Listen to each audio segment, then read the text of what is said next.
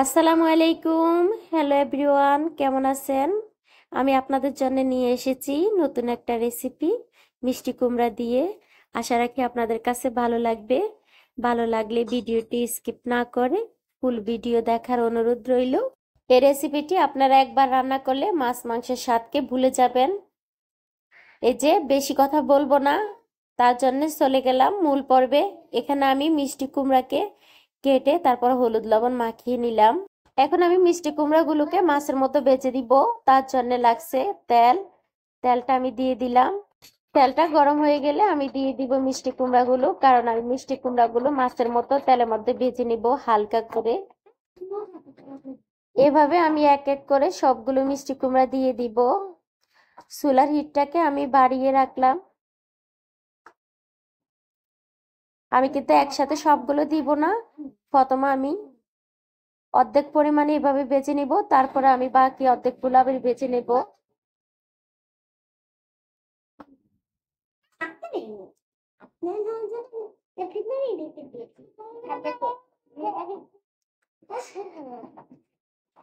এই যে অলরেডি আমার কিন্তু এক পিঠ হয়ে গেছে।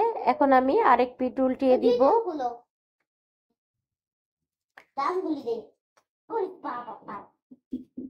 এই মিষ্টি কুমড়ার রেসিপিটা কিন্তু এত মজা, আপনারা একবার হলো খেয়ে দেখবেন। আর অনেক সময় দেখা গেছে মিষ্টি কুমড়ার মধ্যে মিষ্টি হয় না, কিন্তু কিভাবে মিষ্টি হবে সেই টিপসটা আপনাদেরকে দেখিয়ে দিব। আশা রাখি আপনারা ফুল ভিডিও দেখে নেবেন, তখন আর বুঝতে সমস্যা হবে না।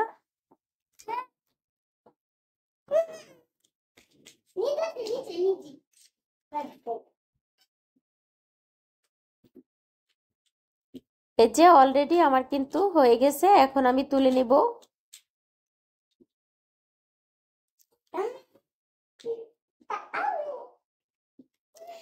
একই নিয়মে আমি বাকি যে মিষ্টি কুমড়াগুলো ছিল সেগুলো আমি বেজে নিব। আমি তেলটা একটু বেশি দিয়েছি, আপনারা চাইলে আর একটু কম দিতে পারেন, কোনো সমস্যা হবে না।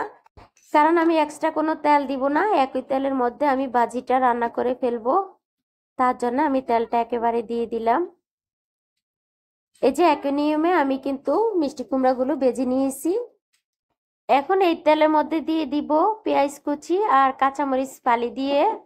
আমি আজকে বেশি মশলা ইউজ করব না, একেবারে সিম্পল ভাবে রান্না করব, কারণ মিষ্টি কুমড়ার মধ্যে বেশি মশলা ইউজ করলে কিন্তু খেতে ভালো লাগে না, তার জন্যে।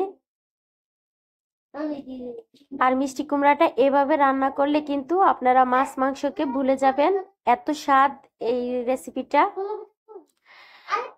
আমার আর সামান্য একটু তেল মনে হয় লাগবে, তার জন্য আমি আর একটু তেল দিয়ে দিলাম। এখন আমি পেঁয়াজ মরিচ গুলোকে হালকা একটু বেছে নিব। এই যে ভাজা হয়ে গেছে, এখন আমি দিয়ে দিব গোলমরিচ গুঁড়ো। আমি কালো গোলমরিচ গুঁড়ো দিয়েছি সামান্য একটু, আপনারা চাইলে সাদা গোলমরিচ দিতে পারেন। আর দিয়ে দিব স্বাদ মতো লবণ। লবণটা আমি যেহেতু মিষ্টি কুমড়ার সাথে দিয়েছি, এখন আমি হালকা একটু দিলাম।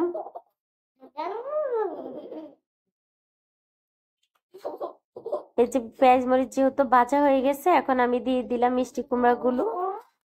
যেহেতু আমার মিষ্টি কুমড়ার মধ্যে কিন্তু মিষ্টি নেই, তার জন্য আমি দিয়ে দিলাম 1 টেবিল চামচের মতো চিনি। চিনিটা এখন দিলে কিন্তু মিষ্টি কুমড়াটা মিষ্টি লাগবে, কিন্তু বোঝা যাবে না যে আপনারা এক্সট্রা কোনো মিষ্টি দিয়েছেন সাথে। আর যাদের বাচ্চারা খেতে চায় না, মিষ্টি কুমড়া একেবারে পছন্দ না, তারা কিন্তু এইভাবে বাচ্চাদেরকে দিতে পারেন। এই যে আমি ভালোভাবে নেড়ে চেড়ে তারপরে ঢাকনা দিয়ে রান্না করে নেব প্রায় 2 মিনিটের মতো, চুলার আঁচটাকে মিডিয়াম টু লো হিটে রেখে। এখন কিন্তু চুলার আঁচটা বাড়িয়ে দিলে চলবে না। এই যে 2 মিনিট পর আমি ফিরে আসলাম, আমি আবার একটু উল্টিয়ে পাল্টিয়ে দিব। আর আমি পরবর্তীতে রান্নার সময় কিন্তু কোনো হলুদ ইউজ করিনি, গুঁড়া মরিচ ইউজ করিনি, তার জন্য আমার মিষ্টি কুমড়ার কালারটা কিন্তু সুন্দর আসছে। যখন আমি হলুদ লবণ মাখিয়ে তেলে ভাজছি, এরপরে আর কোনো হলুদ দেইনি। এই যে আমার মিষ্টি কুমড়াটা কিন্তু সিদ্ধ হয়ে গেছে, আমি আরো 2 মিনিটের মতো রান্না করে নেব।